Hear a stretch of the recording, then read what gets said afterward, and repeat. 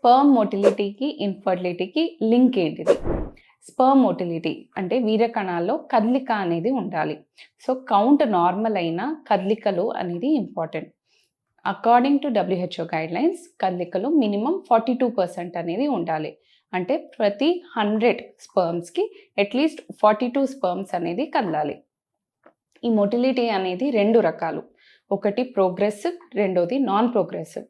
So progressive motility అంటే ముందుకెళ్ళగలిగిన sperm అది 30% ఉండాలి. కొన్ని స్పర్మ్స్ అక్కడికక్కడే కదులుతూ ఉంటుంది. సో అది నాన్ ప్రోగ్రెసివ్.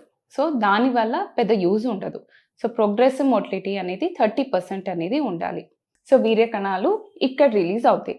ఇక్కడ నుంచి ఈదుకుంటూ ఇక్కడ వరకు పాకగలగాలి. సో ట్యూబ్స్ వరకు, ట్యూబ్లో అండంను స్పర్మ్ అనేది కలిసి బేబీ ఫామ్ అయ్యే చోట ట్యూబ్. సో ఇక్కడ నుంచి ఇక్కడికి రాగలగాలి. ఇవన్నీ ఎప్పుడు జరుగుతుంది అంటే స్పర్మ్ యొక్క మోటిలిటీ ఉంటేనే స్పర్మ్ అనేది ఇక్కడ నుంచి ఇక్కడ వరకు ఈదుకుంటూ రావచ్చు.